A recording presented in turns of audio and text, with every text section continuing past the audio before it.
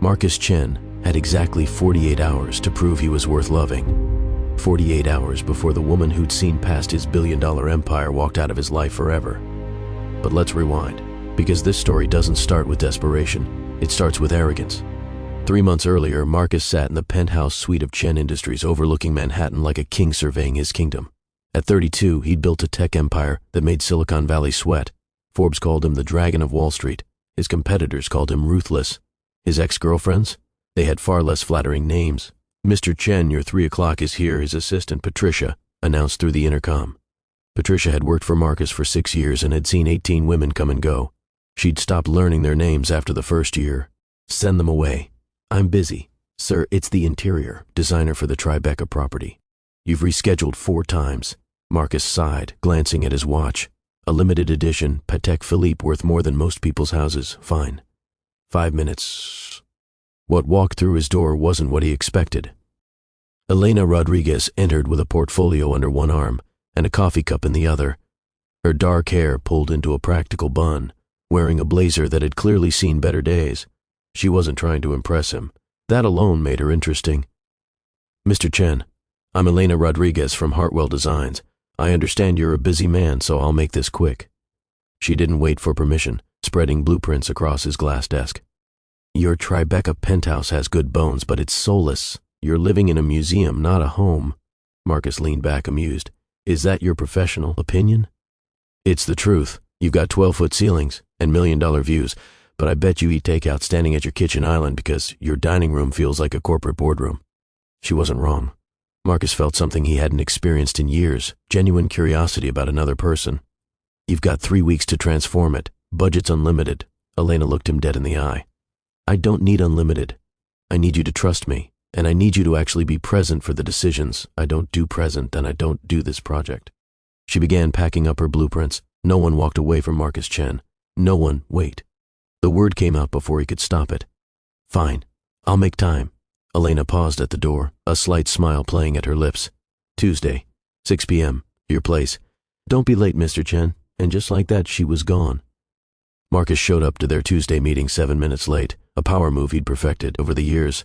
But Elena, she was already gone. She waited exactly 6 minutes. His doorman, Harold, informed him with barely concealed amusement. "Left you this." A note, handwritten on professional letterhead. "My time is valuable too. Rescheduled to Thursday, 6 p.m. sharp." Marcus stared at the note. His brother David would have laughed himself sick. David ran the Chen Foundation and had been begging Marcus to find someone real for years. Thursday, Marcus arrived at 5:55 p.m. Elena showed up with fabric swatches, paint samples, and an energy that filled his empty penthouse with something it had never had before. "Warmth, your problem," she said, draping a deep emerald fabric over his stark white couch, "is that you think luxury means cold and minimalist. But real luxury, it's comfort, it's coming home and actually wanting to stay." Over the next 3 weeks, something shifted. Tuesday and Thursday meetings became Monday, Tuesday, Thursday meetings. Then she was there almost every day, and Marcus found himself leaving the office early, something Patricia nearly had a heart attack witnessing. "Who is she?" David demanded one Sunday dinner at their mother's house in the Hamptons. The Chen family estate sprawled across 20 acres, a monument to the empire their father had started, and Marcus had multiplied tenfold the interior designer, Marcus said, pushing around his mother's homemade dumplings. His mother, Linda Chen, set down her chopsticks with the precision of a woman who'd raised 2 sons while running a hospital. "The interior designer you've mentioned 14 times in the last hour? I haven't." "You have," his younger sister Sophie chimed in. Sophie was a trauma surgeon at Mount Sinai, and the only person who could make Marcus feel like a kid again. "You've also checked your phone 6 times. That's 6 more than usual." Marcus's phone buzzed. A text from Elena. "Emergency. Can you meet me at the penthouse?" He was out the door before dessert.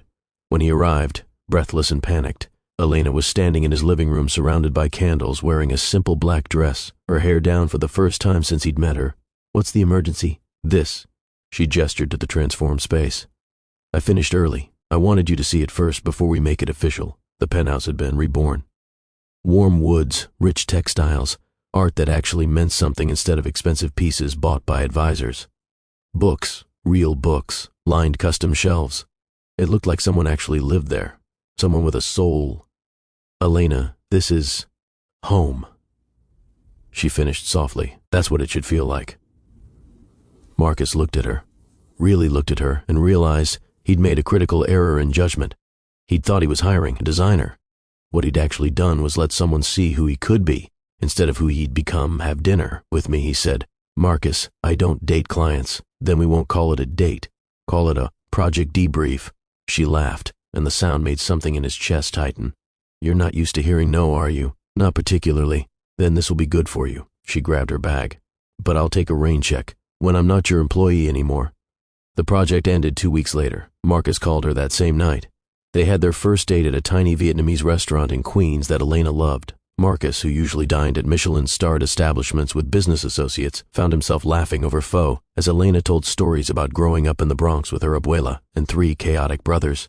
You're different than I expected, she admitted, stealing a spring roll from his plate. Disappointed? Surprised? The tabloids make you sound like a robot in a suit. The tabloids don't know me. Does anyone? The question hit harder than it should have. My family. David, Sophie, my mother. That's it? 3 people? Marcus had never thought about it before. His world was deals and acquisitions, power plays, and profit margins. He had thousands of employees, hundreds of business contacts, dozens of people who called themselves friends. But Elena was right. Only 3 people actually knew him. I'm working on expanding that number, he said quietly. She smiled. I'd like to be number 4. For 2 months, Marcus Chen did something he'd never done before. He fell in love. He brought Elena to family dinners, where his mother immediately adopted her, and Sophie declared her the best thing that's happened to this family since I got into med school. He showed her his childhood home, the small apartment in Flushing where the Chen family had started with nothing. Elena brought him to her abuela's for Sunday dinner, where her 3 brothers, Miguel, Carlos, and little Javier, grilled him harder than any board of directors ever had. You hurt our sister, we hurt you, Miguel, an NYPD detective said with a smile that didn't reach his eyes. Understood. He's terrified, Carlos, a high school teacher, observed with delight. Good, Abuela Rosa declared, spooning more rice onto Marcus's plate. A man should fear losing a good woman, keeps him honest. But Marcus's world and Elena's world were different, in ways that began to show cracks. There was the charity gala where Elena overheard 2 socialites, Vanessa Whitmore and Catherine Sterling, daughters of old money and older grudges, whispering about the decorator playing dress-up.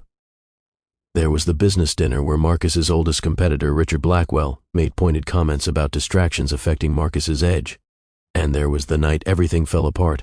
Marcus's company was negotiating a major acquisition, a deal worth $800 million that required him in Tokyo for 2 weeks. 2 weeks that included Elena's birthday, her abuela's 70th birthday party, and the opening of her own design firm.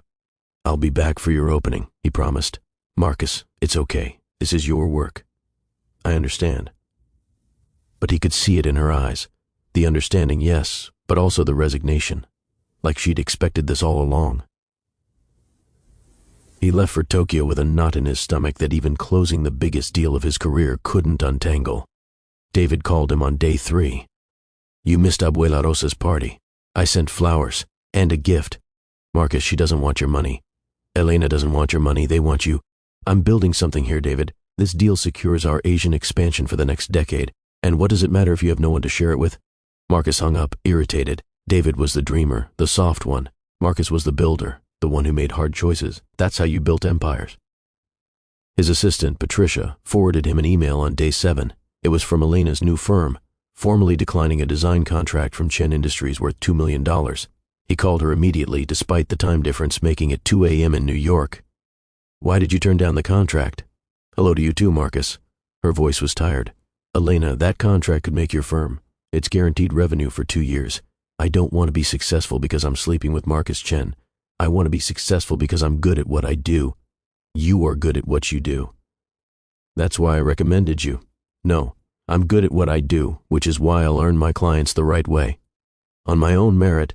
That's pride? Maybe, but it's mine. I grew up watching my mother clean houses. My abuela worked in a factory for 40 years. I'm not going to take shortcuts just because I can. Something in her voice made Marcus pause. What else is wrong? Silence. Elena, I saw the pictures. You and Vanessa Whitmore at that investor dinner in Tokyo. Marcus's blood ran cold. Vanessa had cornered him at a mandatory business dinner, positioning herself for photographs she'd undoubtedly leaked to the society pages. Nothing had happened, but he knew how it looked. That was nothing. She's I know what she is, Marcus. She's your world. The galas, the business dinners, the society pages. I'm the girl from the Bronx who got lucky. Everyone in your circle knows it. I see it in their eyes. I don't care what they think. But I do, because this is my life too. I'm building something just like you, and I can't do it in your shadow. So what are you saying? Another long pause. When she spoke again, her voice was gentle but firm. I'm saying that when you get back, we need to talk about whether this is actually working, really working. She hung up before he could respond. Marcus stared at his phone in his Tokyo hotel room, surrounded by contracts and projections and profit forecasts. He'd built $1 billion empire, but he was about to lose the one thing money couldn't buy. Marcus Chen returned to New York on a Wednesday evening, exhausted from 14-hour flights and time zone whiplash. He went straight to Elena's apartment in Astoria, a walk-up above a bodega that smelled like coffee and fresh bread. She answered the door in paint-stained jeans and one of her brother's old college sweatshirts, looking more beautiful than any woman in designer gowns ever had. "Can I come in?" Elena stepped aside wordlessly. Her apartment was small but filled with life. Photos of her family, sketches pinned to walls, plants thriving in every corner. It was so completely her that Marcus felt like an intruder from another world. "I meant what I said," she started before he could speak. "I can't be the woman who gave up her dreams to follow a billionaire around. That's not who I am. I'm not asking you to, but you are, Marcus. Maybe not with words, but with every missed dinner, every rescheduled plan, every time your work comes first. And I get it. I really do. You built something incredible, but I'm trying to build something too, and I need a partner who shows up. I'm here now. You're here because I gave you an ultimatum, not because you wanted to be." That stopped him, because she was right. "My father died when I was 24, Marcus said quietly, sitting on her worn couch. The company was struggling. Everyone said to sell, to take the money and walk away. But I couldn't. He'd built it from nothing, and I had to prove I could not just save it but transform it. So I worked. 90-hour weeks for 8 years. I didn't date, didn't have friends, didn't have a life. Just work. And it worked. The company grew. But somewhere along the way, working became all I knew how to do." Elena sat beside him, close but not touching. "Then you showed up," he continued, "and you made me want something else, want more. But I don't know how to do this, how to be good at building a company and building a relationship. I've only ever known how to do one thing at a time. Marcus, I'm not asking you to stop working. I'm asking you to make space for me. For us, I want to, but I need you to tell me how, because I'm learning this as I go, and I'm going to mess up. A lot. I know you will." She finally took his hand. "But I need to know you're willing to try, really try. Not just when I threaten to leave, but every day. I am. I will." "Then prove it. How?" Elena stood, walking to her kitchen table where a calendar was spread out. "My firm's grand opening is in 48 hours. Friday night, 7 p.m. I need you there. Not sending flowers, not making an appearance and ducking out early. Actually there, meeting my clients, supporting what I've built. And I need you to clear your schedule. No calls, no emergencies, no excuses." She circled the date with a red marker, then looked at him with eyes that held both hope and fear. 48 hours, Marcus. That's what I'm giving you. 48 hours to show me that I'm not just another appointment in your calendar." Marcus looked at the circled date. He'd already scheduled a board meeting for Friday at 6 p.m., a crucial vote on the Tokyo acquisition. His legal team was expecting him. Investors were flying in. Elena watched him calculate, and he saw the exact moment she started to pull away. "Wait," he said. "I'll be there. Marcus, if you have work, I'll be there," he repeated firmly. "Friday, 7 p.m., I promise." She wanted to believe him. He could see it, but she'd heard promises before. "Okay," she said softly. 48 hours. Marcus left her apartment with a single mission: prove to Elena Rodriguez that she was worth more than any deal, any acquisition, any empire. He had 48 hours to convince her he was the one. The clock was ticking. Friday morning, Marcus woke at 5 a.m. with a plan that would either save his relationship or end his career.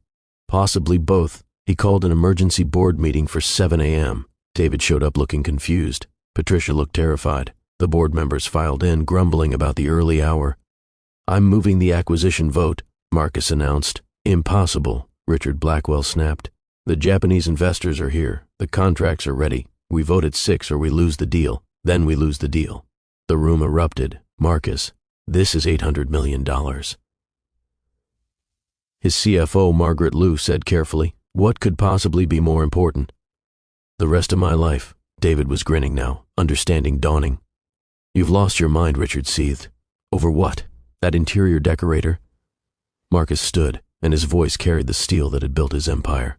Her name is Elena Rodriguez. She's an architect and designer who's built a firm from the ground up while you inherited yours from your father. And yes, I'm postponing this vote for her, because I've spent 10 years building a company, and I refuse to spend the next 10 alone because I was too arrogant to recognize what matters. He looked around the room. The vote moves to Monday, 9 a.m. Anyone who has a problem with that can submit their resignation. Meeting adjourned. By 2 p.m., Marcus had delegated everything that could be delegated, rescheduled everything that could be rescheduled, and ignored 17 furious calls from Richard Blackwell. By 4 p.m., he'd picked up flowers from Elena's favorite florist, not expensive roses, but wildflowers that reminded her of her abuela's garden. By 6 p.m., he was at her firm's grand opening, watching Elena command the room like she was born to do it. She looked stunning in a crimson dress, her hair down, her smile bright as she showed clients through the space she designed. This was her kingdom, built on talent and determination rather than inherited wealth. When she saw him, her entire face transformed. You came. I promised. He handed her the wildflowers. I also postponed an $800 million deal. Probably gave my board collective heart failure, and may have permanently burned a bridge with several major investors. Elena's eyes widened. Marcus, you didn't have to. Yes, I did. Because you were right. I needed to prove that you're not an appointment in my calendar. You're the person I want to build a life with. And if that means I lose a deal or disappoint some investors, then that's a price I'm willing to pay. Tears welled in her eyes. You postponed an $800 million deal? Elena, you're worth $800 billion deals. She laughed through her tears. That's not how numbers work. I'm terrible at math when it comes to you. She kissed him right there, in front of her clients and her family, and everyone who'd ever doubted that a girl from Bronx and a billionaire from Manhattan could make it work. When they pulled apart, Abuela Rosa was beaming, her brothers were pretending not to cry, and David was applauding obnoxiously in the corner. So, Elena whispered, what happens Monday with your deal? Honestly, I don't know, maybe we lose it, maybe we renegotiate. But I do know that I'm done prioritizing work over the people I love. I'm done being the guy who has everything except what matters. That's very growth of you. I have a good teacher. He pulled her close. I love you, Elena Rodriguez, and I'm all in, not just for 48 hours, for however long you'll have me. Forever sounds good, she murmured against his chest. Marcus didn't lose the Tokyo deal. Turns out, the Japanese investors respected his decision to prioritize family. It showed strength of character. Richard Blackwell, however, did resign from the board, which everyone agreed was the best outcome. 6 months later, Marcus proposed to Elena at Abuela Rosa's house during Sunday dinner, with the whole chaotic, wonderful family watching. She said yes before he finished the question. They got married in a small ceremony at the Bronx Botanical Gardens, with 200 guests instead of the 1,000-person society wedding. Marcus's mother initially planned, and Marcus Chen, the Dragon of Wall Street, learned that the best investment he ever made wasn't in tech or real estate or global expansion. It was 48 hours that taught him what actually matters. Sometimes the biggest deals aren't measured in dollars. Sometimes they're measured in showing up.